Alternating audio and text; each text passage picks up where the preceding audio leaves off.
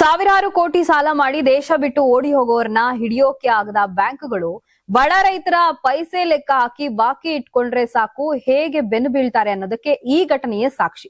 ಕೇವಲ ₹9.34 ಬಾಕಿ ಇದ್ದ ಅಂತ ಕಾಫಿ ಬೆಳೆಗಾರನಿಗೆ ಬ್ಯಾಂಕ್ ಕಾಲ್ ಮಾಡಿದೆ. ಅದಕ್ಕೆ ಸಿಟ್ಟಿಗಿದ್ದ ಬೆಳೆಗಾರ ಮಾಡಿದ್ದೇನು ಗೊತ್ತಾ?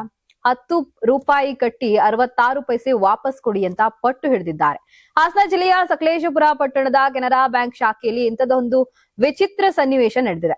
ಕಾಫಿ ಬೆಳೆಗಾರ ಚೊಕ್ಕಣ್ಣಗೌಡ ಅವರು ವರ್ಷಗಳ ಹಿಂದೆ 50,000 ಲೋನ್ ಪಡೆದಿದ್ರು. ಅದನ್ನ ಬಡ್ಡಿ ಸಮೇತ ಕಟ್ಟಿ ಕ್ಲಿಯರ್ ಕೂಡ ಮಾಡಿದ್ರು. ಆದ್ರೆ ನಿನ್ನೆ ಏಕಾಏಕಿ ಬ್ಯಾಂಕ್ ನಿಂದ ಕಾಲ್ ಬಂದಿದೆ. ನಿಮ್ಮ ಖಾತೆಯಲ್ಲಿ ಇನ್ನು ₹9.34 ಬಾಕಿ ಇದೆ, ತಕ್ಷಣ ಬಂದು ಕಟ್ಟಿ ಅಂತ ಸಿಬ್ಬಂದಿ ಸೂಚಿಸಿದ್ದಾರೆ. ಇದರಿಂದ ಕೆರಳಿದ ಚೊಕ್ಕಣ್ಣಗೌಡ ಅವರು ನೇರವಾಗಿ ಬ್ಯಾಂಕ್ಗೆ ಬಂದು ₹10 ಕಟ್ಟಿ ರಶೀದಿಯನ್ನು ಪಡೆದಿದ್ದಾರೆ. ಆದ್ರೆ ಅಲ್ಲಿಗೆ ಸುಮ್ಮನಾಗದ ಅವರು ನನ್ನ ಸಾಲ ₹9.34 ಅಂದ್ಮೇಲೆ ನಾನು ಕೊಟ್ಟ ₹10 ಉಳಿದ 66 ಪೈಸೆಯನ್ನ ವಾಪಸ್ ಕೊಡಿ ಎಂದು ಪಟ್ಟು ಹಿಡಿದಿದ್ದಾರೆ.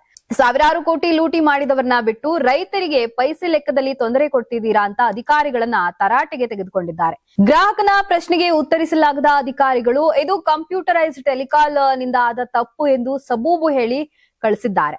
ಡಿಜಿಟಲ್ ಕಾಲದಲ್ಲಿ ಬ್ಯಾಂಕುಗಳ ಈ ಯಾಂತ್ರಿಕ ನಡೆ ಮತ್ತು ರೈತರ ಮೇಲಿನ ಈ ಕಿರುಕುಳ ಈಗ ಸಾರ್ವಜನಿಕರ ಆಕ್ರೋಶಕ್ಕೆ ಕಾರಣವಾಗಿದೆ. Karnataka TV leader awards 2025 best MLA nomination ಹಳೆ ಮೈಸೂರು ವಿಭಾಗ ಡಾಕ್ಟರ್ ರಂಗನಾಥ್ ಕುಣಿಗಲ್ ಕ್ಷೇತ್ರ, ಸುರೇಶ್ ಗೌಡ ತುಮಕೂರು ಗ್ರಾಮಾಂತರ ಕ್ಷೇತ್ರ, ಸಿಎನ್ ಬಾಲಕೃಷ್ಣ ಶ್ರವಣಬೆಳಗೊಳ ಕ್ಷೇತ್ರ, ಗಣಿಗ ರವಿಕುಮಾರ್ ಮಂಡ್ಯ ಕ್ಷೇತ್ರ, ದರ್ಶನ್ ಪುಟ್ಟಣಯ್ಯ ಮೇಲುಕೋಟೆ ಕ್ಷೇತ್ರ, ಡಿ ರವಿಶಂಕರ್ ಕೆಆರ್ ನಗರ ಕ್ಷೇತ್ರ, ಕೆಎಚ್ ಪುಟ್ಟಸ್ವಾಮಿಗೌಡ ಗೌರಿಬಿದನೂರು ಕ್ಷೇತ್ರ, ಸಿಮೆಂಟ್ ಮಂಜುನಾಥ್ ಸಕಲೇಶ್ಪುರ ಕ್ಷೇತ್ರ, ಮಂತರ್ ಗೌಡ ಮಡಿಕೇರಿ ಕ್ಷೇತ್ರ, ಜಿಡಿ ಹರೀಶ್ ಗೌಡ ಹುಣಸೂರು ಕ್ಷೇತ್ರ, ಸಮೃದ್ಧಿ ಮಂಜುನಾಥ್ ಮುಳಬಾಗಿಲು ಕ್ಷೇತ್ರ, ಪ್ರದೀಪ್ ಈಶ್ವರ್ ಚಿಕ್ಕಬಳ್ಳಾಪುರ ಕ್ಷೇತ್ರ. ಕರ್ನಾಟಕ ಟಿವಿ ವಾಟ್ಸ್ಆಪ್ ಚಾನೆಲ್ ಮೂಲಕ ವೋಟ್ ಮಾಡಿ ಹಾಗೂ ಇವರಲ್ಲಿ ಬೆಸ್ಟ್ ಎಂಎಲ್ಎ ಯಾರು ಕಮೆಂಟ್ ಮಾಡಿ.